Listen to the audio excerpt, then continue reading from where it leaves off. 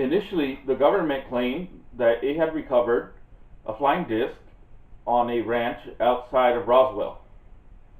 But within 24 hours, the story began to change. The new story was that a weather balloon had fallen to Earth rather than a flying disc.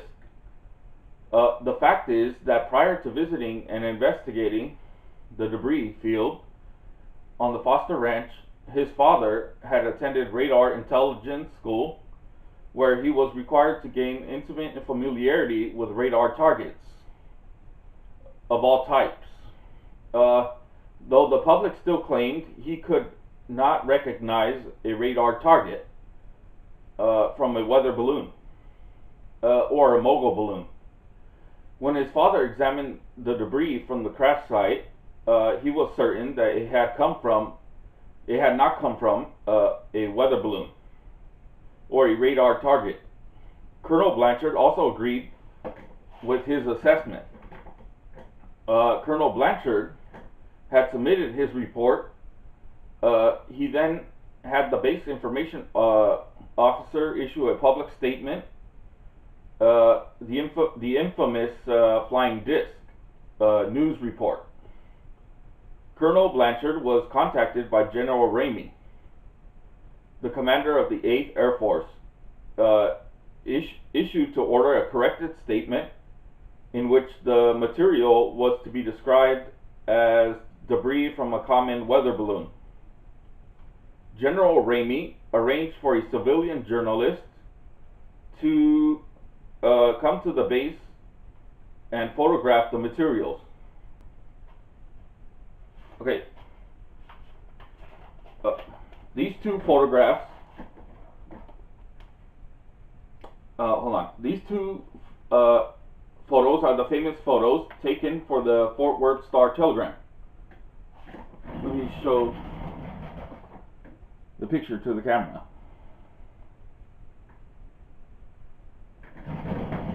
This is Jesse Marcel Sr. holding the debris of a genuine radar target. In the second photograph, the right is General Ramey before the Raywin target debris.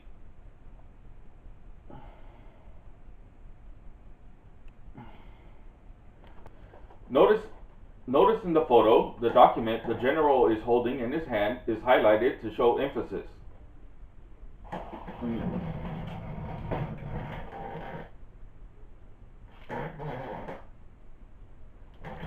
We'll get back to that document in a moment. The picture shows a genuine radar target, which is a special type of target tied beneath a free balloon and designed to be an efficient reflector of radio energy. This was the picture that was released to the public to reinforce the government's contention that there was no reason for excitement. His father was ordered to appear in the photograph holding the weather balloon material for one reason: to support the Army's contention that the officers who had made the initial determination had been mistaken because they did not really know what they were looking at. In the first photograph, the look on his father's face says it all. They've got to be kidding. The report the government had issued had been carefully constructed. His father was asked to hold what was obviously a remnant of a radar target, and was ordered to keep silent and not to make comments in the presence of the civilian photographers. It was at this time that his father realized that the cover-up had begun.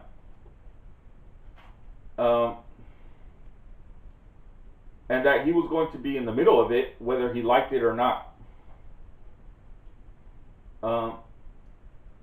They even had a weather balloon expert come in and testify correctly that the material in the photograph was a remnant of a weather balloon. In short, they pulled out all of the stops to confirm their story. The civilian photographs reported that the debris in the office had a strong odor of something that had burned. As Jesse Marcel Jr. Noted that there was no odor whatsoever associated with the debris him and his family inspected in their kitchen that night. Now back to the pic of General Ramey holding the document. This pic was quite interesting for investigators who later examined it with modern computers that were able to zoom in on the document and enhance the image to make out what was stated.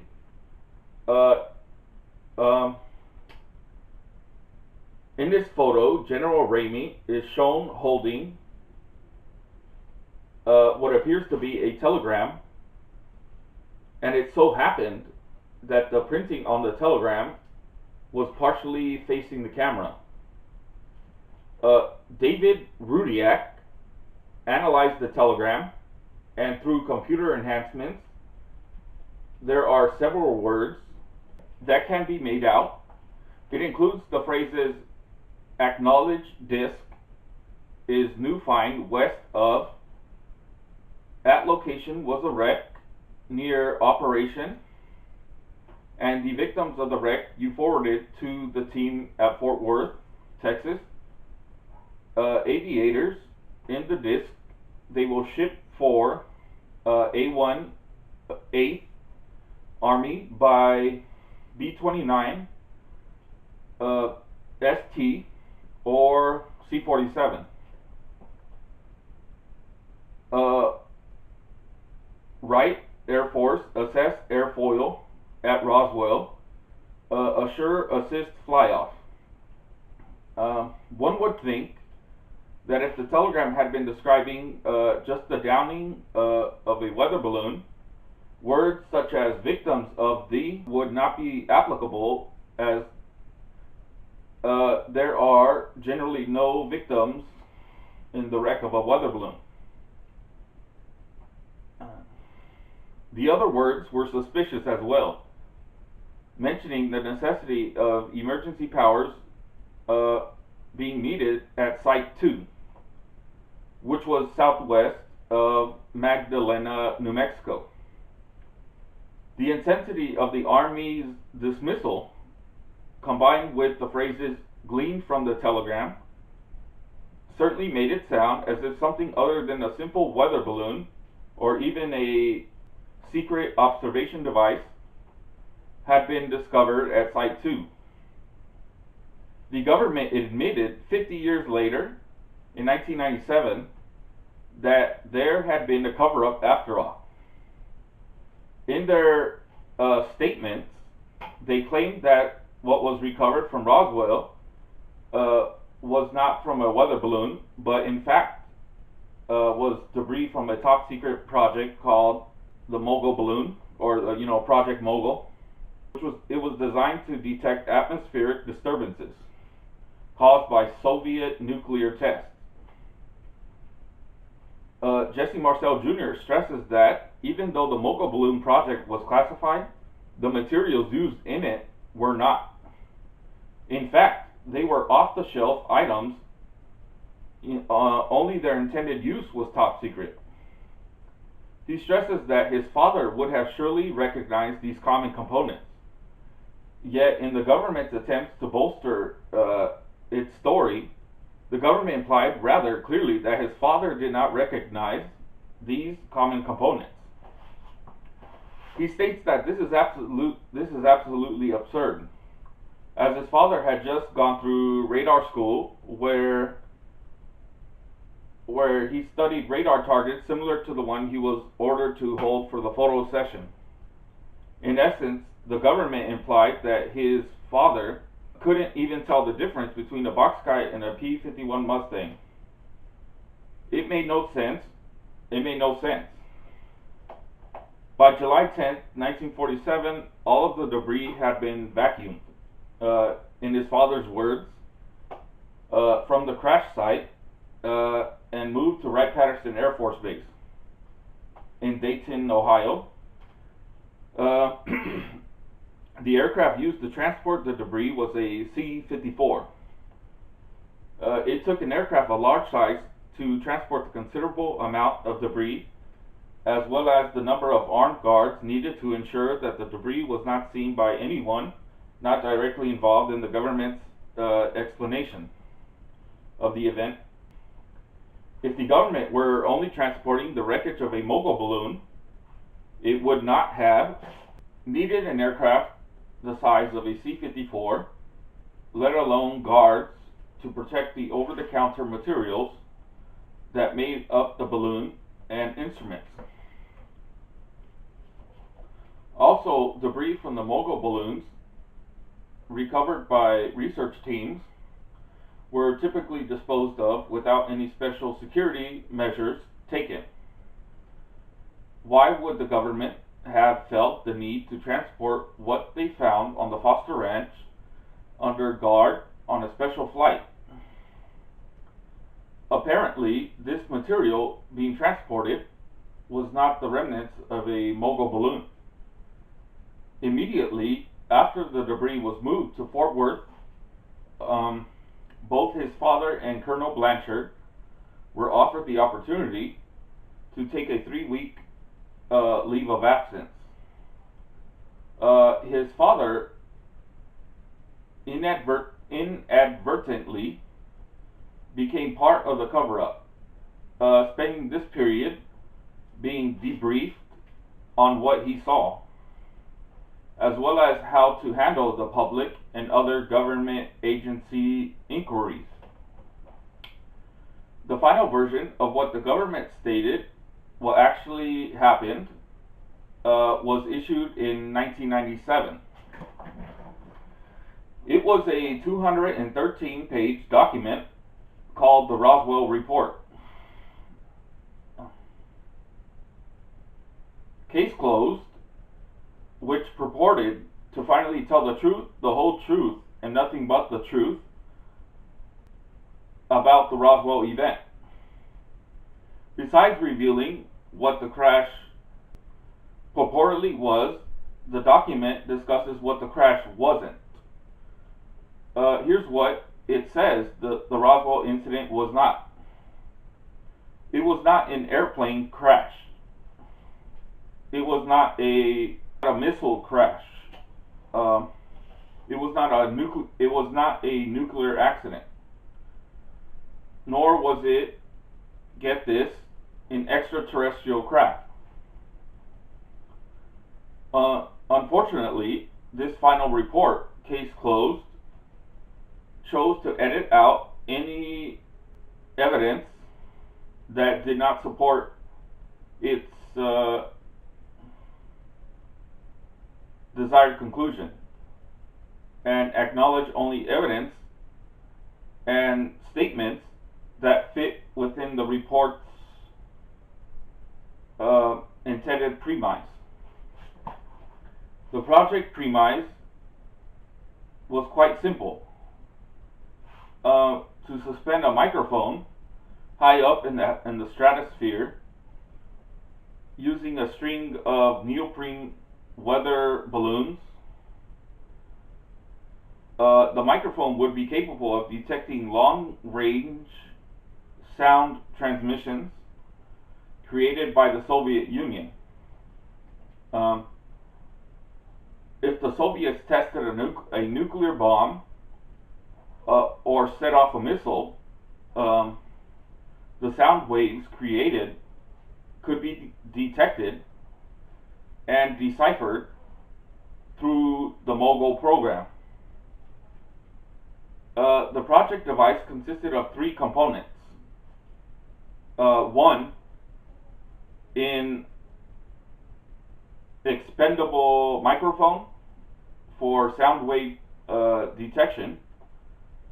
2, a transmitter used to send the information picked up by the microphones to the receiver on devices. The detection slash transmitter package was carried aloft by spherically shaped balloons, much like the early example in the included picture. The balloons were made of a film of natural or synthetic rubber, neoprene, at a standardized weight of 350 grams. Before launch, a neoprene balloon was inflated with lighter than air gas, typically helium, to a diameter of approximately 6 feet. This size provided sufficient lift to carry a radiosonde payload of several pounds. The thickness of the balloon's skin ranged from 2 1/1000ths to 4 1/1000ths of an inch at the time of inflation. But as the balloon ascended to an altitude of approximately 25 miles, it stretched to make 1/10,000th of an inch thick, its diameter swelling from its initial 6 feet to a diameter of between 24 and 32 feet, whereupon the neoprene ruptured and the balloon burst. When his father investigated the crash site, he ascertained the types of debris and the size of the crash site. He never mentioned seeing any electronic components such as the Sonobuoy microphone, batteries, or other items such as parachutes or rope that would have been part of a weather balloon or Mogul device. The foil debris that they looked at on their kitchen floor was not paper that had been metallized on one side. The beams that he saw and handled were made of some kind of metal,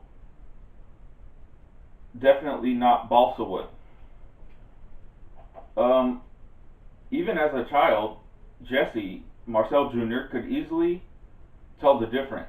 The size of the debris field and the amount of debris at the crash site deviated so dramatically from the government's story that it would have taken a simultaneous crash of every Mogul balloon ever constructed many times over at this exact spot to even come close to the debris his father saw.